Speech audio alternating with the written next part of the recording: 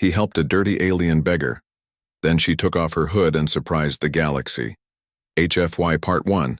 The Alms of the Void. The sky over New Seattle was painted with neon lights and floating ships. Earth had joined the Galactic Trade Union only 10 years ago, but already the city looked like it belonged to the stars. Jackson Rourke walked through Docking Bay 7, hands in his jacket pockets, boots clicking on metal floors. He wore no armor, no badge, just a faded shirt and tired eyes. Once he'd been a Marine. Now, he worked for a small human-run aid group called New Dawn, helping those who fell through the cracks of intergalactic law. Today, the cracks were full. Bay 7 was always crowded. Traders from dozens of species came here to sell, barter, or argue over prices in a dozen languages. Humans moved among them, some nervous, others proud. Earth had only recently taken its place among the stars, and not everyone welcomed them. With open arms, Jackson passed by a line of food stalls when something caught his eye. In the far corner, under flickering lights, sat a figure wrapped in torn cloth. It was small, thin, and shaking. A beggar. Not uncommon in places like this. But this one wasn't human. Its skin was dark green, almost black, and cracked like dry earth. Its clothes were scraps held together with string. One hand reached out slowly, palm up, trembling. No one stopped. Some even kicked the tiny pile of items beside her. A broken canteen, a torn blanket, a small stone carved with strange symbols. Most aliens ignored her. Some humans gave her dirty looks. Jackson paused. His mother used to say, "Even stars start as dust." He remembered that voice. Soft, kind, gone now. Cancer took her 2 years back. Without thinking, Jackson turned around and walked to a nearby vendor stall. He bought a tray of warm rice and protein cubes, cheap, filling, and safe for most species. He grabbed a bottle of water and a clean towel from his bag, then he walked over. "Hey," he said gently. The figure flinched. Slowly it looked up. Its eyes were wide, deep brown, and filled with fear. Jackson crouched down, keeping his distance. He placed the tray in front of her. "You hungry?" No answer. He pointed at the food, then at himself. Smiled. She didn't move. Jackson stood up. "I'll leave it here, take your time." He stepped back and leaned against a wall, pretending to check his comm. Out of the corner of his eye, he watched. After a long moment, she reached forward. Hands shaking, she picked up the bottle first, drank slowly. Then the food. She ate like someone who hadn't eaten in days. Jackson stayed until she finished. When she was done, she looked at him, just stared. Then, in a voice rough and quiet, she said, "Why?" Jackson blinked. "What? Why? Help?" She asked again. He thought about it, shrugged. "Because I can." She tilted her head. Then slowly, she reached into her rags and pulled out a small object. Smooth, black, and glowing faintly. She handed it to him. Jackson took it. It pulsed once in his hand, then went dark. She looked at him for a long time. Then, without another word, she stood up and disappeared into the crowd. Jackson looked at the object again, felt its weight, said, "Nothing." Later that night, Jackson was back at the New Dawn shelter helping kids with homework when his phone buzzed. A message from an unknown sender. "You have been seen." He frowned, deleted it. But outside on the city's main holoboards, a new video was playing. It showed Jackson giving food to the alien girl. Someone had recorded it. The caption read, "Human kindness. When a human helped a beggar the galaxy forgot." Underneath, thousands of comments appeared in real time. One read, "This is why we should trust humans." Another, "Wait, they still do this? Without cameras?" And one from an alien account, "We've treated them like jokes. And yet, this one sees us." Across the city, across the planet, across the stars, people watched. Some laughed. Some cried. Others sent messages to their leaders. And somewhere far away in the dark silence between stars, a hidden station lit up with activity. A hooded figure watched the video again, then typed a single command. "Begin Phase 2. The next morning, Jackson woke up to his phone buzzing nonstop. He groaned, rubbed his eyes, and sat up on the small bed, in his tiny apartment above the New Dawn shelter. Outside, the city was already alive with noise and light. But inside, something louder had begun. A storm not made of wind or thunder, but of words, on every screen, in every cafe, even playing. On the street-side hollowboards was the video. It showed him kneeling beside the green-skinned alien girl, giving her food, smiling, walking away without asking for thanks. It had gone viral. Jackson blinked at his screen, stunned. Who is this human? Why are we surprised by kindness? This one act changed my view of Earth. Comments like, that were everywhere. Some were angry. Most were amazed. Even EarthNet picked it up. Local aid worker goes viral across the galaxy, read the headline. Jackson Rourke, former Marine turned humanitarian, helps an alien beggar, and wins hearts across species. There was a short interview with him from weeks ago, filmed outside the shelter. They played clips of him talking about helping, others about how war taught him what really mattered. He watched it all with wide eyes. I didn't do anything special, he muttered, but the galaxy thought otherwise. Across spaceports, markets, and colonies, humans began doing small things, buying meals for hungry aliens, helping lost travelers find their way, sharing shelter with those who had none. A new hashtag spread fast. Human kindness. People started tagging videos, photos, and stories under it. A human helping a three-legged insectoid find her lost child. A young girl giving water to a tired droid. An old man fixing a broken hovercart for an alien trader. All of it inspired by one moment, Jackson offering food to someone no one else saw. But not everyone liked what was happening. Far from Earth, deep within the iron halls of a massive warship orbiting a red sun, a voice growled. Enough of this nonsense.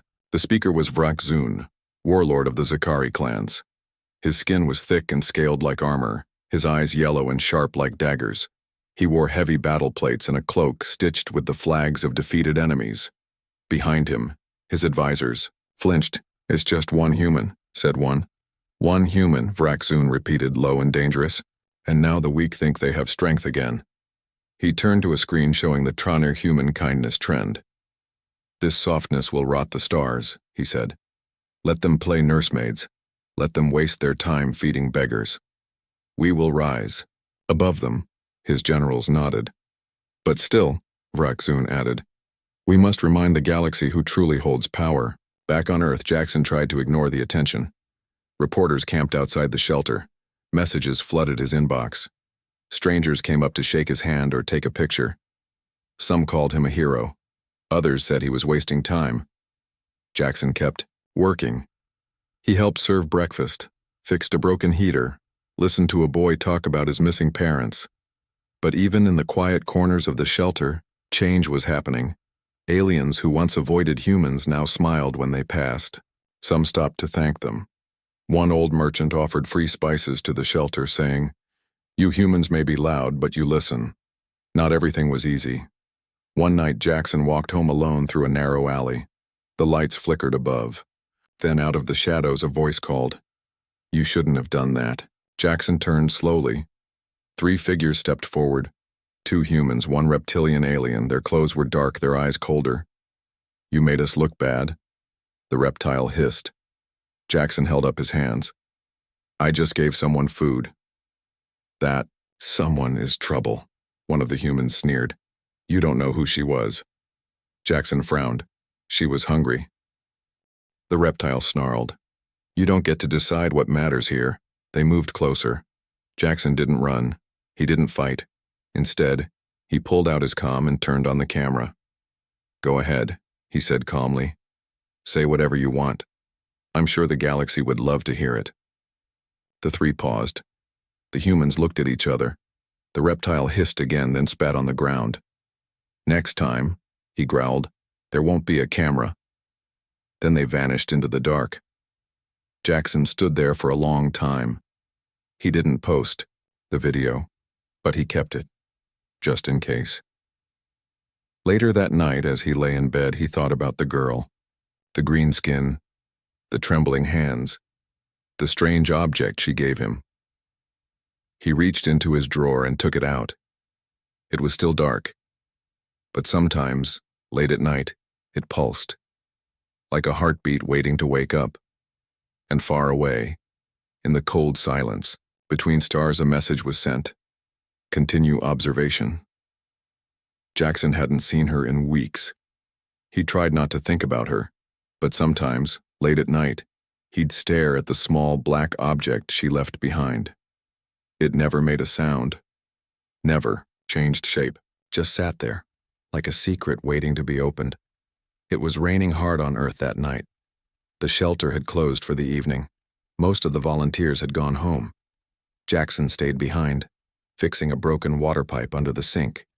His hands were covered in grease and rainwater when he heard the knock. 3 soft taps. He froze. It wasn't loud, not threatening, but something about it made his skin crawl. He wiped his hands and walked to the door. Outside, the storm blurred the world into gray and blue. Lightning lit up the street for a second, and in that flash he saw her. She stood alone, tall now, clean, no rags, no shaking hands, just her. Her hood was pulled back, revealing smooth green skin and long white hair that shimmered even in the dark. Strange glowing lines ran across her face and arms, like tattoos that breathed. Jackson opened the door slowly. "You're not cold?" he asked. She tilted her head. "I am not what I was." He stepped aside. "Come in." She walked, past him like she already knew the place. Her boots clicked softly against the floor. She looked around. At the tables, the kitchen, the shelves filled with food and blankets.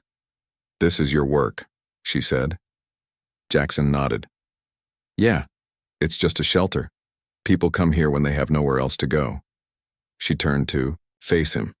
Her eyes were deep and calm, like the ocean before sunrise. "I remember," she said. "You gave me food, water, a towel." Jackson shrugged. "You looked like you needed them." She studied him for a long moment. Then she reached up and touched the side of her neck. With a quiet hum, her armor shifted, pieces sliding apart like puzzle pieces. Beneath it, her skin glowed faintly. "I am Saren 9, she said. "Last of the Luminari." Jackson blinked. "The who?" The Luminari were peacekeepers, protectors of balance. Long ago, we served the galaxy, not as soldiers, but as guides. We helped those who could not help themselves. Jackson crossed his arms. "So you weren't really a beggar?" "No," she said. "I was testing your kind." He frowned. "Testing us how?" "To see if your heart still beats." Jackson didn't answer right away. "Why me?" he finally asked. Saren smiled slightly. "You found me when others passed by. You did not ask for thanks. You did not need to be seen." She stepped closer. "In all my time among your kind, you were the only one who truly saw me." Jackson looked down at the small black object in his hand. "So this is yours?" Saren nodded. "A key to something greater than either of us." Held it out. "Then take it back." But she didn't reach for it. Instead, she placed her hand over his. "No," she said. "It chose you." Jackson stared at her. "What do you mean? Chose me?" Saren took a breath. "The Luminari are nearly gone, our homeworld destroyed, our people scattered. But our legacy lives on, in relics, in knowledge, in tools like this." She tapped the object gently. "It scans the soul," she explained. "Not your body, not your strength, your intent, your will." Jackson swallowed. "And I passed?" "You did more than pass," she said. "You reminded me why we fought." For a moment, neither spoke. Outside, the storm kept falling. Finally, Jackson cleared his throat. "So what happens now?" Saren looked out the window toward the sky. "Now," she said, "we prepare." "For what?" "A war," she said, simply. one that has been coming for a long time. Jackson raised an eyebrow. And I'm in it because kindness is rare, she said, and rare things must be protected. He sighed. I'm just a guy who runs a shelter. No, she said. You are more. She held up her hand. Lines of light danced across her skin. You are the first human luminary. Jackson stared at her, then laughed once. That sounds like a bad movie. Saren didn't smile, but her eyes softened. It is the truth. She turned to leave. I will return tomorrow, she said, if you wish to learn more. At the door, she paused. Choose wisely, Jackson Rourke. This path is not easy, but it may change everything. Then she stepped into the rain and vanished. Jackson stood alone in the quiet shelter. He looked down at the key again. Still dark, still silent. But somehow it felt heavier, like it was waiting for him to decide. He sat on the edge of his bed, staring at the small black object in his hand. The key, the thing Saren said had chosen him. It still looked like nothing, but now he knew better. By morning, the rain had stopped. The sky over New Seattle cleared just enough for a sliver of sunlight to break through the clouds. Jackson stood outside, the shelter, watching it. A soft hum filled the air. He turned around. Saren 9 landed silently in front of him, her glowing tattoos pulsing like stars under her skin. She wore sleek armor that shimmered in the light, looking more like a warrior than the broken beggar he'd met weeks ago. You came back, Jackson said. I did. She held out her hand. The time has come, she said. If you are ready. Jackson hesitated. Are we talking about training? Or something bigger? Saren's eyes met his. All of it. He took one last look at the shelter behind him, at the quiet street, the city, Earth, his home. He nodded. I'm ready. With a flick of her wrist, Saren opened a portal. Not a door, but a shimmering field of light that bent the air around it. Beyond it, Jackson saw water. A lot of it. They stepped through. The world changed. They were underwater. Jackson gasped, then realized he could breathe. Around them stretched a massive structure built into the ocean floor. It looked ancient and alien, made of smooth metal and glowing blue lines. Strange symbols pulsed along the walls like a heartbeat. This is... Jackson trailed off. A luminary vault, Saren explained. One of the last.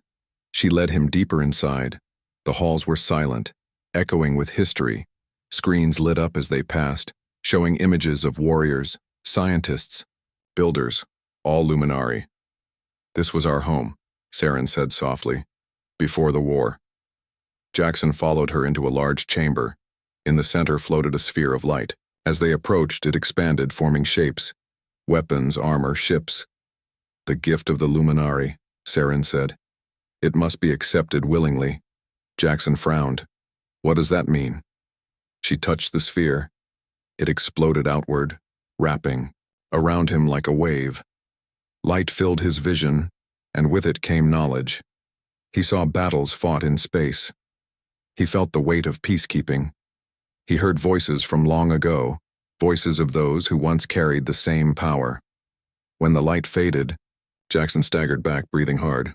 What was that? Saren smiled faintly. You've been chosen by the vault. You can now access our technology, our memories, and our strength. Jackson flexed his fingers. He felt different, lighter, stronger. He looked down and saw the glow beneath his skin. I'm part of this now? You always were, Saren said. Now you just know it. She led him to another room. Inside were rows of floating suits, armor designed for speed and protection. One of them drifted forward and wrapped itself around Jackson. It fit perfectly. Next, she handed him a weapon, not a gun, but a blade of pure energy. This is a luminary blade, she said. Only those chosen may wield it. Jackson held it carefully. It hummed in his grip. It feels right, Saren nodded. Because it is, Suddenly an alarm blared. Red lights flashed across the chamber. Saren's face darkened. They found us. Jackson turned. Who? The Voidborn. She ran to a control panel and pulled up a screen. Ships, dark, twisted things, were moving fast toward Earth. Jackson clenched his jaw. That's the warlord, isn't it, Vrakzun? Saren didn't answer. She didn't need to. Jackson looked at the blade again, at the armor, at the light beneath his skin. He inhaled deeply. How fast can we get to orbit? Saren smiled. That's why you were chosen. She turned and ran toward a hidden hangar. Behind them, the vault trembled. Earth was no longer safe, and Jackson Rourke, former Marine, aid worker, and reluctant hero, was about to become something, more something the galaxy wasn't ready for. Dark alien warships filled the upper atmosphere, their jagged hulls glowing with red energy. Explosions lit up the clouds like lightning, but these were not storms. They were war. From orbit, Vrakzun's fleet had come. Massive dreadnoughts rained destruction on Earth's defense forces. Human ships fought hard, but they were outgunned and outnumbered. Missiles streaked across the sky, lasers carved through metal, and panic spread through cities below. Earth was under attack. Inside a hidden oceanic base, Jackson Rourke stood beside Saren 9, watching the battle unfold on a glowing holoscreen. EarthNet is calling it the Day of Fire, Saren said quietly. Jackson tightened his grip on the luminary blade at his side.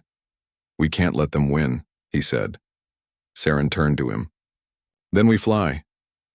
She led him into the hangar bay, a massive chamber carved into the ocean floor. There, resting beneath glowing lights, was a ship unlike any Jackson had ever seen. It looked alive. Its sleek body shimmered with blue light, and strange symbols pulsed along its frame. It hovered silently above the ground, waiting. This, Saren said, is the Radiant Dawn. Jackson stared at it. That's your idea of a fighter? It's more than that, she said. It's a luminary warship, fast, smart, and nearly unstoppable. Jackson climbed aboard behind her. The cockpit closed with a soft hiss. Lights flickered to life. You ready? Saren asked. Jackson took a breath. Let's light this thing up. The ship launched, with a burst of light and sound, the Radiant. Dawn shot out of the underwater hangar, slicing through the ocean like a blade. Within seconds, it broke the surface and rocketed into the sky. Clouds parted. Rain fell like tears. And then they were in space. The battle raged around them. Human frigates dodged heavy fire from Vrakzun's dreadnoughts. Fighters darted between, wreckage trying to survive. One human carrier exploded in a flash of white and orange. Saren guided the ship forward.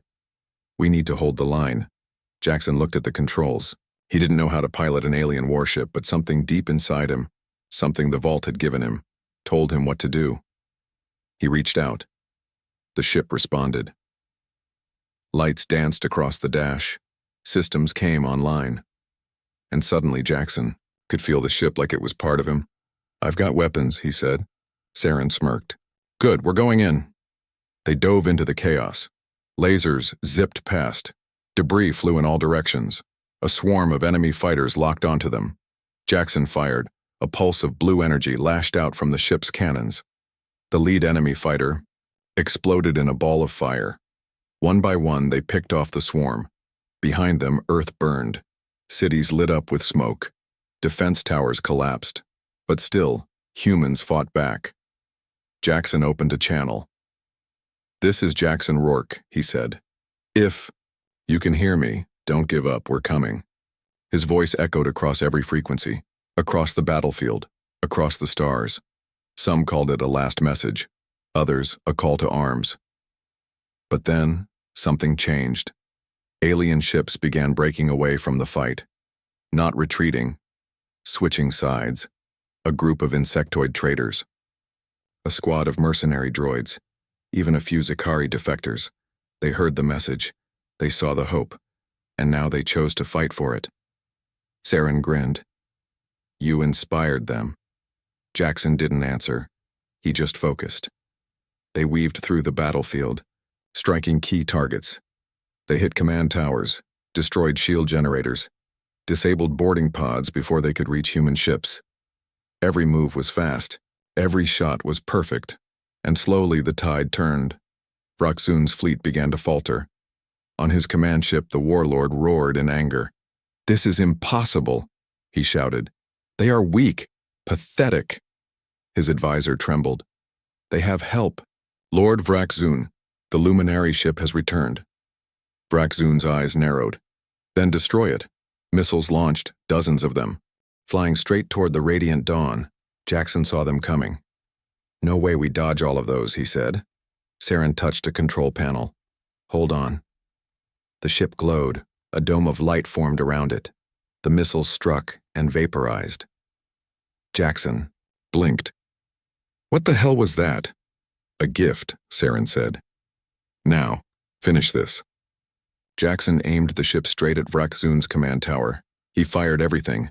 A beam of pure luminary energy cut through the sky, and the tower exploded. Alarms blared across the Zikari fleet.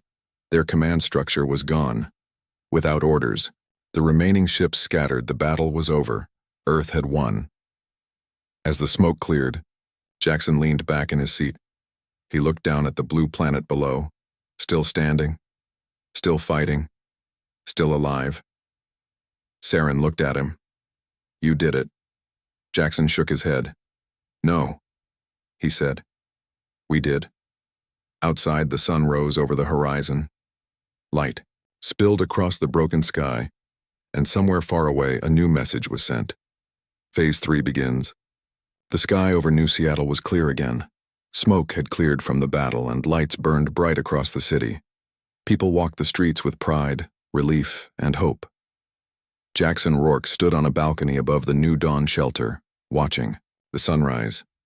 He still wore the luminary armor, though now it dimmed to a soft glow. His blade rested at his side. He looked down at his hands. They were the same hands that once held guns in war. Now they built peace. Behind him, Saren 9 stepped onto the balcony. "The Galactic Council has called," she said. Jackson turned. "Already?" She nodded. "You've changed everything." He sighed. "I just helped someone who needed it." And the galaxy noticed. She walked beside him, looking out over the city. "They want you in the core," she continued. "To speak, to represent Earth, to join them." Jackson raised an eyebrow. "Join the Galactic Council?" Saren gave a small smile. "They're calling it an experiment." Jackson shook his head. "Sounds like a fancy way of saying, we don't trust you yet." "They do," Saren said, "but not all." Jackson thought about Vrakzun's fleet, the ships falling from the sky, the people who fought back, not just humans, but aliens too. "I guess I can't say no," he said finally.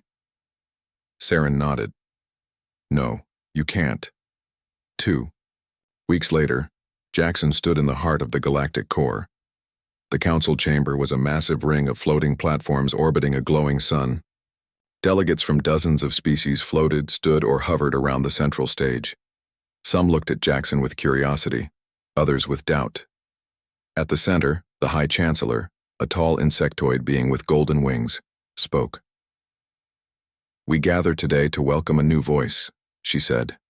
"One from a young world, a rising power, and perhaps a new kind of leader." She gestured toward Jackson. "Earth presents Ambassador Jackson Rourke." A ripple of whispers spread through the chamber. Some voices were loud and angry. "This is madness," one delegate shouted. "A human? They barely know how to fly between stars." Another added, "They are emotional, weak. Why should we listen to them?" Jackson stepped forward. He didn't look nervous, just calm.